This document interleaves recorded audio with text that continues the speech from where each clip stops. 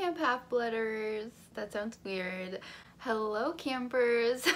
Me just trying to get like my shirt in the shot.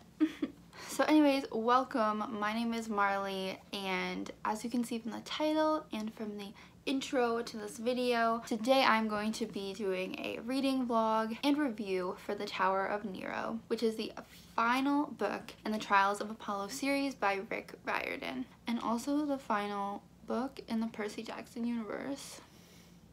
For those who don't know what the Trials of Apollo is about, it is basically about the Greek god Apollo. Zeus decides to punish him. I forget for what now, but he gets turned into a human boy named Lester Papadopoulos, and he loses all of his godly powers, and he has to go on like a quest to prove himself in order to get turned back into a god. So Tower of Nero is the fifth and final book where Apollo and his friends have already defeated 2 out of the 3 emperors that have come back to life from Apollo's past, and now the only emperor we have left is Nero.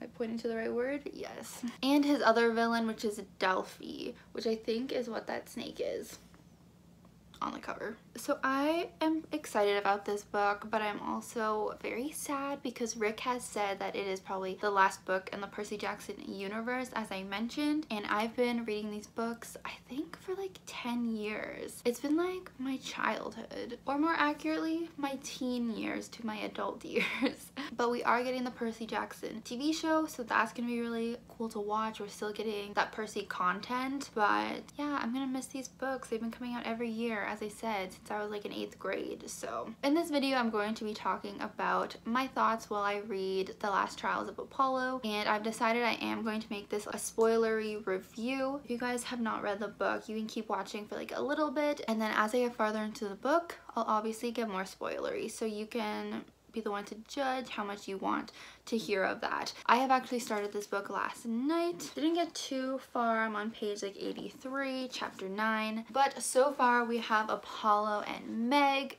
who is his master and like his best friend during this series, and they are headed back to New York. We were in California for a minute. We're back to New York to defeat Nero, where he has his tower there. And along the way we meet Lou, which I'm not gonna say her full name. I find out she was Meg's guardian, and she helped to raise Meg along with Nero. She's a little bit sus because she was working with Nero, but we find out that she actually cares about Meg and doesn't want her to get caught, so she helps them escape. And then oh my gosh, they go to Sally Jackson's house. So that is Percy's mom. We saw her before, and I think the first book I was like, yes, we're getting a final Percy scene. No, Percy was not there, but we still saw Sally and her husband Paul and their little baby Estelle, and honestly I loved those moments when they were at the Jackson house. It was honestly so beautiful to see Sally with her new little baby, which is Percy Jackson's sister, and then just see the photos they have up of Percy finally graduating high school and all this, like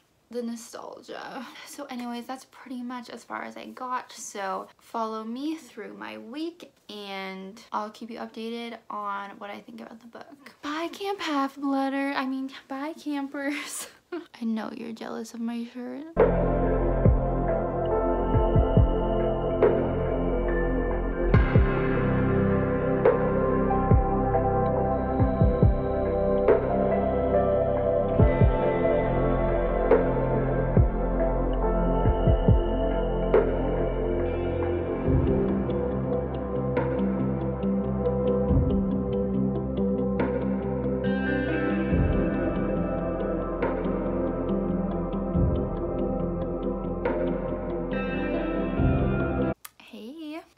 Tuning in for an update on Tower of Nero, of course. I've gotten to be over halfway now. So what am I thinking? Well, I'm really enjoying it. There have been a lot of highs and a lot of lows. A fun scene that I really liked was the scene with the Fates. If you've read it, you know, I feel like that scene was so fun. I love what is it, the three fates, and how they drive their little taxi. I think we saw that back in the Percy Jackson series too, and that's always fun. Then Apollo and Meg got to Camp Half-Blood, which is also always a good time being there. And whenever we get to see Apollo's kids, like Will, I think it's so sweet, and it's also funny at the same time because they're calling him dad when he's like in a teenage boy's body, so that's kind of funny. But I love the relationship between Apollo and his kids. It's just so sweet, and that's something where you definitely get to see Apollo's character development a lot, because you get to see how he really loves his kids so much, and not just them, but like everyone in the world who he used to completely disregard. You know, he was a god, he never cared about humans, and he really has grown to care about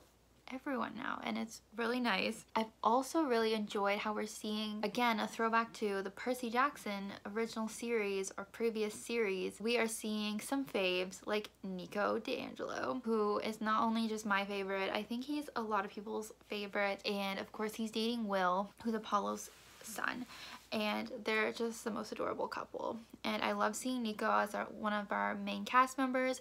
We also get Rachel Elizabeth Dare, who I'm a big fan of her as well. I always love reading about redhead characters, so I always was a fan of her, so I like seeing her back. Another really funny scene was the thing with the Trogs. At first I was sort of getting annoyed with the Trogs, but then I just found it to be so funny how like their names, like one of them is called Screech Bling, but it's not just like saying screech, it's actually screeching it. And I can just imagine like whenever it says screech that like they're actually like screeching. And then another one's name is, I think, Wrong Click or Click Wrong, and it's like you pronounce the W in wrong, and I'm just like, how do you even do that? Wrong, I guess?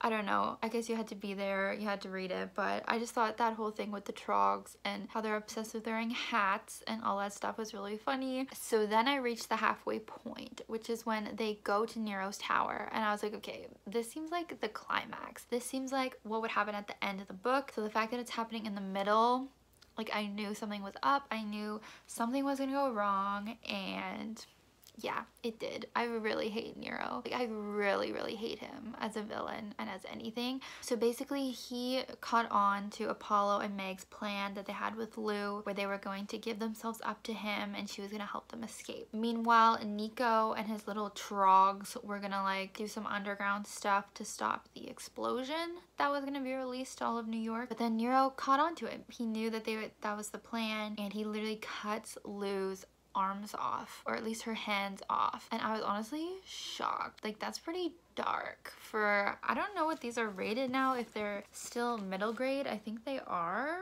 It doesn't say on the cover, but like getting straight up her arms amputated, I was like, this is intense, and I feel really bad for her. So that's what I mean about some lows going on. Right now it's looking very low because Apollo is currently captured by Nero. Things aren't great. Our team's all separated, but you know what? I'm sure that means the rest of the book is gonna be pretty exciting. So these are all my updates for now. So I'm definitely not going to finish the book today, but I'll mention that I'm going to my mom's for the weekend. We're going to have like a belated Thanksgiving thing with her, so I might show you some of that. And I might be in a new location, might not get to read for a couple days, but that's just something to know going forward in this vlog. But yeah, I'll see you in my next update.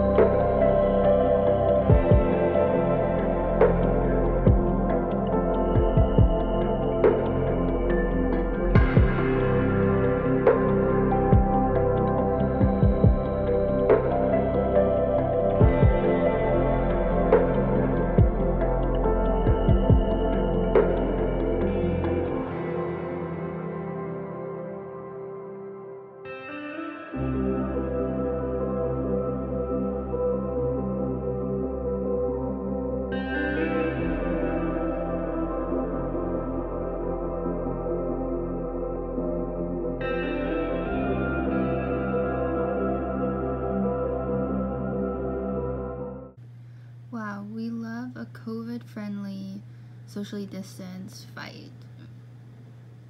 Hey, so I had a nice weekend, thanks for asking. And then last night I kind of hopped back into the book, and it took me a little while to get back into it, I'll admit. Especially because Apollo was like away from all of our characters, and then there was like action scenes, which I'll be honest, are not really my favorite. But finally he got back with, you know, Nico, and then back with Meg in like the throne room with Nero, and then it got more exciting. So they've just been fighting with Nero and his like henchmen. The Trogs have really come in clutch. They are doing just the most. They stopped Nero from like releasing this poison. There was one really scary moment though where I literally thought Nero killed Nico, but he's just hurt. He's gonna be fine. But I'm like waiting for a main character to die because it's like the last book. It's a big fight. I really hope no one dies. But yeah, Nero just died, so now we just have Python left to kill. And I keep waiting for the fight to get wrapped up since it is like the last book. I figure there's gonna be some time at the end to like have falling action and stuff, you know? So I'm like, let's go, let's finish up because I want a nice little cute conclusion at the end. So yeah, hopefully next time you see me, I will have finished the book. I finished the book! So as I expected, this was a very emotional ending for me, but let's get into it. So I want to mention, I don't know if you guys picked up on this, but at one point they say how Chiron is like busy dealing with like meeting with other pantheons, which not exactly sure what that means, but it was almost hinting at like more storylines, like more stories for more books. So I thought that was a little bit interesting. Anyway, so basically Apollo, as we know, faces off against Python and defeats him. I don't really want to like dwell on that part because like we knew that he would beat him, obviously, and that part wasn't super interesting or anything. But then Apollo gets turned back into a god, so what we've been waiting for this whole series, or not really waiting for, honestly I was not looking forward to it because it is honestly so sad that Apollo goes back to being a god and he's not going to be with all of our other demigod characters that he's become friends with. So even though we knew it was happening, we knew it was coming, it was sad.